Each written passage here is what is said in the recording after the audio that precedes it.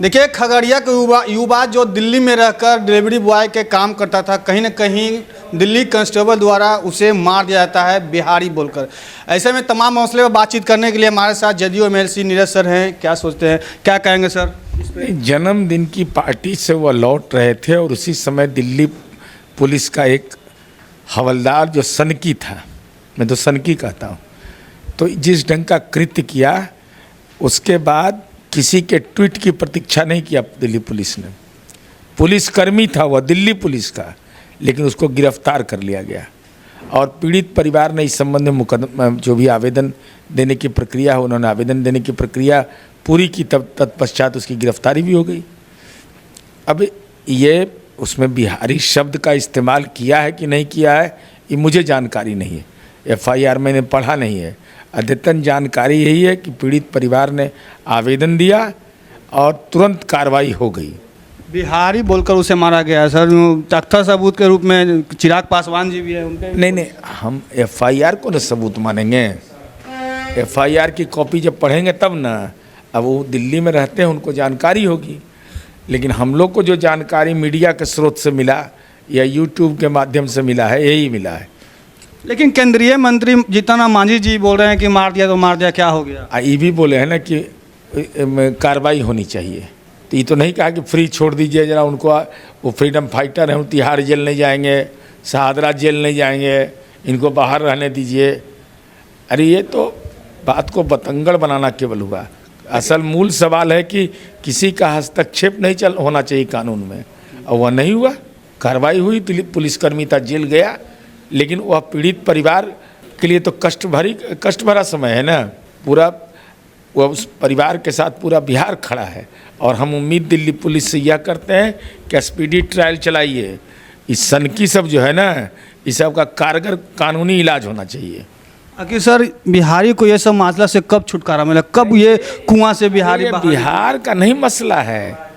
गांव में बिहार में मारता है तो बिहारी को न मार रहा है। कहीं कहीं पलायन किए तभी नहीं, फिर आप पलायन पर ले जा रहे हैं, यही दिक्कत है।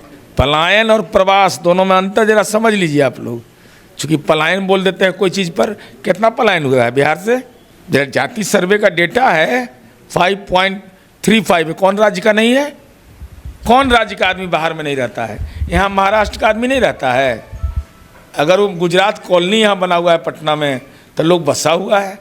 प्रवास का मतलब हुआ वहीं रह जाना, पलायन का मतलब हुआ कुछ दिन के लिए गए फिर चले आए। तो जरा इस अंतर को, बिहार की छवि को लोग खराब करते हैं। कौन लोग हैं ज़्यादा, ये मालूम है? चूँकि लोग पढ़ते तो है नहीं।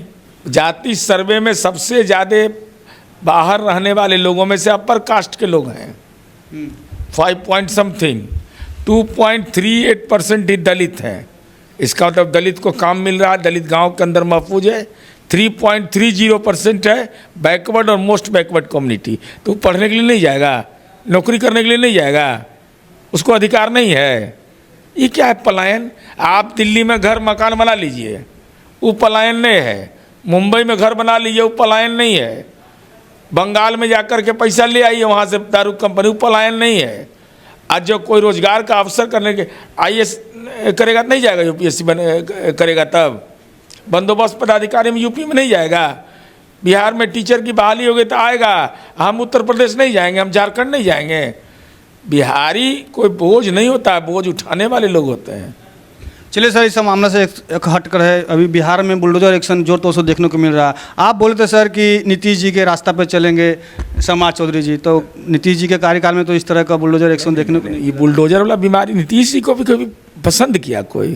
क्या बात करते, ये हरदम चलता है। जब से मुख्यमंत्री बने तब से तो निगेटिव है, तो हटने के बाद पॉजिटिव न्यूज़ छपना शुरू हुआ। तो सब दिन पेट में दर्द नीतीश कुमार जी रहते थे। और बुलडोजर कहाँ बनता है, पहले जानना जरूरी।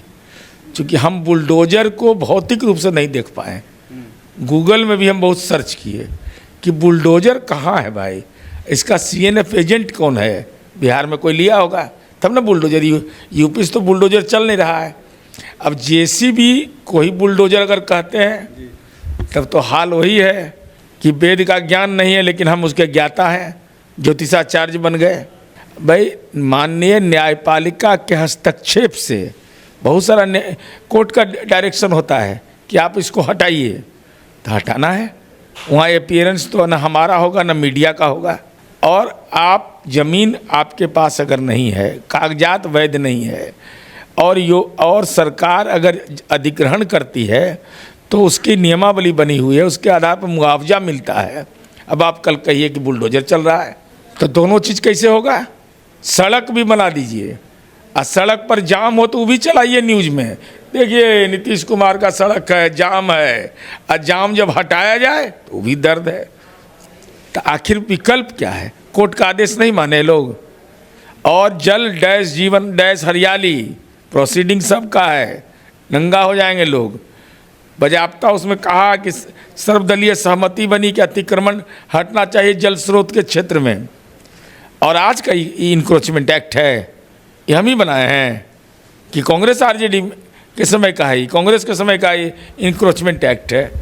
तो अतिक्रमण एक गंभीर समस्या है बिहार के लिए। गांव में, पंजाब में ऐसे ही एग्रीकल्चर में बूम किया। पंजाब जाइए, हम लोग देखे हैं गांव में ट्रक चला जाता है, यहाँ टेम्पो जाना मुश्किल है। जब तक सीढ़ी उतारेगा नहीं बाहर में तो उसका चैन नहीं होगा। अपना भी जिंदगी चैन में नहीं लाने देता है, और गांव वाला कोई परेशान, सड़क बंद कर देता है। बताइए साहब, ये सब क्या है? ये सब सरकारी ज़मीन हमारा नहीं है ना, सरकार अलॉट करेगी तब मेरा है। लेकिन सर कुछ लोग बोल रहे हैं कि हम लोग के पास कागजात है, टोटल डॉक्यूमेंट्स है, फिर भी डिमोलिश टू बिल्डिंग मतलब लिख दिया गया है। अच्छा, अगर है तो जो आपको ये दिखाए तो सरकार वहाँ गई होगी ना, लिखी होगी ना जी। तो आप जाके कोर्ट जाके कहिएगा कि नहीं? बिल्कुल सर। कि अपने वकीलों बन जाइएगा। कोई किसी का रसीद कटा ले, कोई किसी का कुछ कर ले, तो गांधीओं मैदान का रसीद कटा लेगा, कल बिहारों संग्रहालय का रसीद कटा लेगा। जांच करने का अधिकार है, उस प्रक्रिया का पालन करें। चलिए, तो तमाम मुद्दे पर जदयू एमएलसी नीरज जी से बात करने की हम प्रयास कर रहे थे। आप लोग क्या सोच रहे हैं, इनकी बातों से कितने सहमत हैं? अपनी अपनी सोच विचार प्रतिक्रिया एक बार कमेंट सेक्शन में साझा जरूर करें। अभी के लिए इतना ही। तमाम खबरों के लिए मेरे साथ बने रहें, देखते रहें बिहार तेज खबर। जय हिंद, जय भारत, जय बिहार।